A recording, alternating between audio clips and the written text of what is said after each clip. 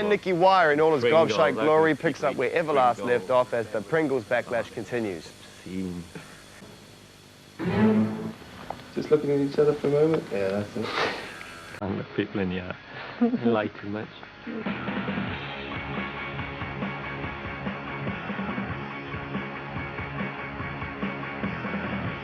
This new 21st century reincarnation of the Manic Street Preachers believes in what specifically now? I think it's the first time actually we believe in ourselves for a few years, that we genuinely believe we can go in the studio and do whatever we want and actually recreate what's in our heads and write about whatever we want. You know, I just think we've been a bit safe and a bit lazy, but all the best bands do, and you know, the best ones come out of that.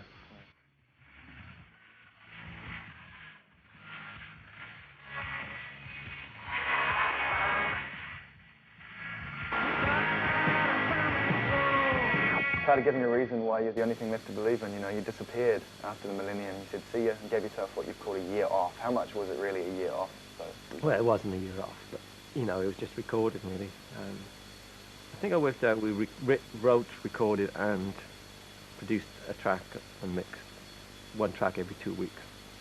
Because I didn't go in there with a ream of lyrics or anything, you know. It was all, a lot of it was on the spot stuff. Did you enjoy that challenge? Yeah, no, it was the best year in terms of actually being away from anything that we've ever had, you know. Not like full of gigantic highs and adrenaline like the Millennium gig, but just a general trust in each other really to get done what we need to get done. Were you relieved after that Millennium gig that you may never have to do anything like that ever again? Big time. And I was just relieved that I wouldn't have to, when James did acoustic stuff, you know, my mum and dad came in the dressing room for 10 minutes and I'm relieved that I don't have to do that again. I was like spread eagled with a pink skirt on and going, hi Dad, Happy New Year. Which brings us around to the new album, Know Your Enemy, and I'm so happy to say I finally get you guys. Oh, I love it. Really, really superb. Did you have to go back and listen to the Holy Bible and the old stuff to remind yourself what you didn't want to do? I think what the big thing was listening just to all the records we grew up with, you know, from Bank Robber by The Clash to Age of Consent by New Order, a lot of it, early McCarthy stuff. And you can hear those influences permeating through the record as well. Yeah, you really can. But that's good though, you know, it is, some of the songs are like mini tributes to our youth, you know. And I like Bowie's Pin-Ups, I guess. He did all the things that influenced him. And, I think that's important to sound like a young band, look like an old band, sound like a young band.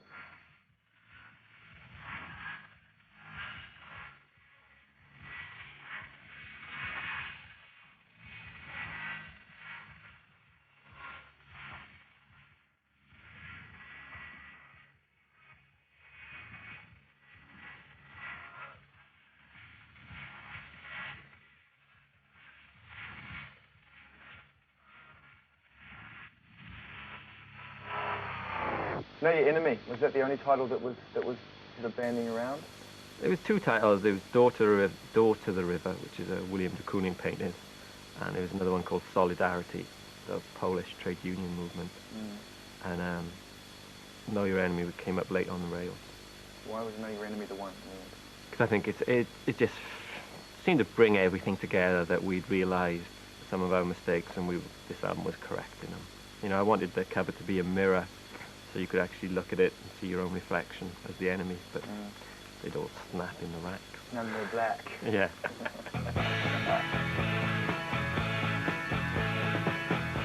So Why So Sad, I think, has done what it set out to do. Yeah. What it set out to do was to confuse and baffle people who think they know you so well. Yeah.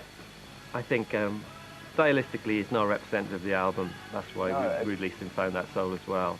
It's a Beach Boys homage, and I'm not afraid to say that. It's not like we're trying to do something original.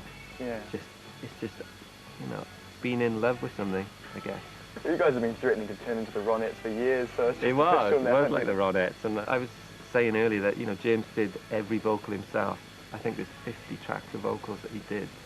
That takes a lot of dedication. I was there going like, put that up, like, oh, James, you do that. NCC all over again. Just in there for about 10 hours doing his vocals and enjoying it.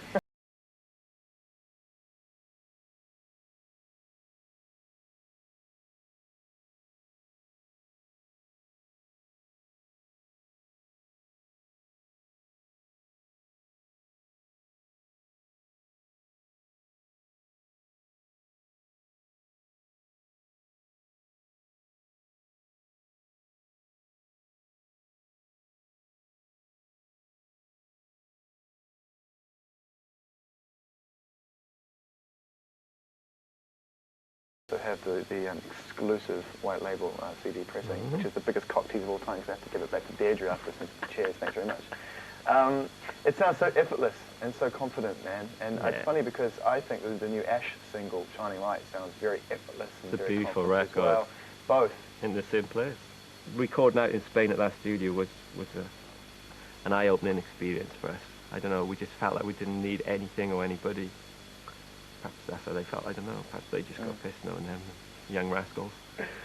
So what was your daily schedule then? It was beautiful. It was just, I'd wake up, me and Sean would wake up early, go for a swim, wait for James to wake up at about 3 o'clock. You must be very lonely in Spain sometimes. It is with James around. And, you know, lovely breakfast, tea, record like devils, you know, and Eat some crisps. loads of 200 crisps. boxes of Brannigans and Golden Wonders. Showbiz, motherfucker. I can't believe you did that. I hate the fascination with Walkers in this country. Walkers are just horrible. And Pringles, how can people eat I Pringles? won't hear a bad word against Pringles. Thank you very much. Obscene. The Great British crisp has been undermined.